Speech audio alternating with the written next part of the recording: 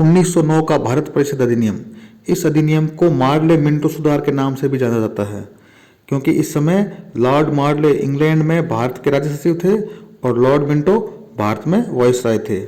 अब इस अधिनियम की क्या विशेषताएं थी, इसको जानते हैं कि इसने केंद्रीय और प्रांतीय विधान परिषदों के आकार में बहुत अधिक वृद्धि कर दी थी। केंद्रीय परिषद में इनकी संख्या 16 से बढ़ाकर 60 कर दी और प्रांतीय विधान परिषदों में वहाँ की जनसंख्या के आधार पर उनकी सीटों में वृद्धि कर दी। इसने केंद्रीय परिषद में सरकारी बहुमत को बनाए रखा, लेकिन प्रांतीय परिषदों में गैर सरकारी सदस्यों को बहुमत की अनुमति दे दी। प्रांतों में बोल दिया कि वहां पर गैर सरकारी सदस्यों की सरकार बन सकती है, वहां पर बहुमत मिल सकता है। इसने दोनों स्तरों पर विधान परिषदों के कार्यों का दायरा बढ़ा दिया, जैसे अनुपूरक प्रश्न पूछना, बजट पर संकल्प रखना इत्यादि। इनका दायरा बढ़ा दिया कि गैर सरकारी लोग भी ये क्वेश्चन पूछ सकते थे। इस अधिनियम के अंतर्गत पहली बार किसी भारतीय को वायसराय और गवर्नर की कार्य परिषद के साथ एसोसिएशन बनाने का प्रावधान किया गया और सत्येंद्र प्रसन्न सिन्हा वायसराय की कार्यपालिका परिषद के प्रथम भारतीय सदस्य बने। इन्हें विधि सदस्य बनाया गया। ये बहुत ही इंपॉर्टेंट क्वेश्चन है कि पहले भारतीय कौन थे जिनको गवर्नर की कार्य परिषद के साथ एसोसिएशन बनाने का मौका मिला था। पांचवा, इस अधिनियम ने पृथक निर्वाचन के आधार पर मुस्लिमों के लिए सांप्रदायिक प्रतिनिधित्व का प्रावधान भी किया। इसके अंतर्गत मुस्लिम सदस्यों के लिए चुनाव मुस्लिम मतदाता ही कर सकते थे, इसीलिए लॉर्ड मिंटो को सांप्रदायिक निर्वाचक के जनक के रूप में जाना जाता है। और लास्ट, इसने presidency corporation, chamber of commerce, विश्वविद्यालय और जमींदारों के लिए अलग प्रतिनिधित्व का प्रावधान भी किया। इसलिए हम कह सकते हैं कि 1909 के भारत परिषद अधिनियम में सुधार भी हुए। सुधारों के साथ साथ अंग्रेजों ने इस अधिनियम के सारे सांप्रदायित्व को बढ़ाने का काम भी किया, जो आगे जाके नासूर बन गया है।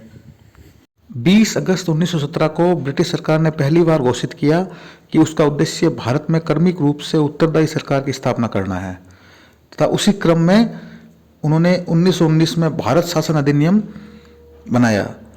उसको मॉन्टेग्यू चेम्सफोर्ड सुधार भी कहा जाता है, क्योंकि उस समय मॉन्टेग्यू भारत के राज्य सचिव थे और चेम्सफोर्ड भारत के वायसराय थे। इस अधिनियम ने प्रशासन के सभी विषयों को 2 श्रेणियों, केंद्रीय विषय और प्रांतीय विषयों में वर्गीकृत करने का प्रावधान किया तथा केंद्रीय और प्रांतीय विधान परिषदों को अपनी सूचियों के विषयों पर विधान बनाने का अधिकार भी प्रदान किया। लेकिन सरकार का ढांचा केंद्रीय और एकात्मक ही रहा। प्रांतों को बोला था गया कि आप अपने विषयों पर विधान बना सकते हो, लेकिन सरकार केंद्रीकृत ही रही।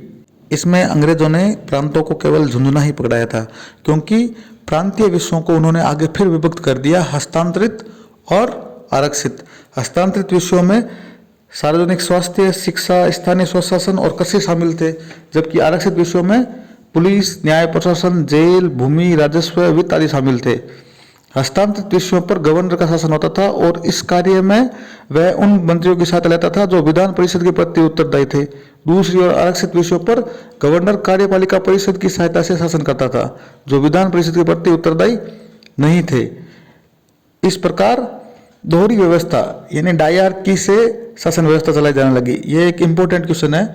बहुत बार ऐसा क्वेश्चन पूछा जाता है कि डायरकी की व्यवस्था किस अधिनियम के तहत भारत में लागू हुई, तो आपको बताना है 1919 का भारत शासन अधिनियम।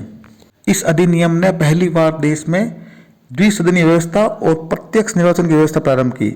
इस प्रकार भारतीय विधान परिषद के स्थान पर द्विसदनीय व्यवस्था यानी राज्यसभा और लोकसभा का गठन किया गया।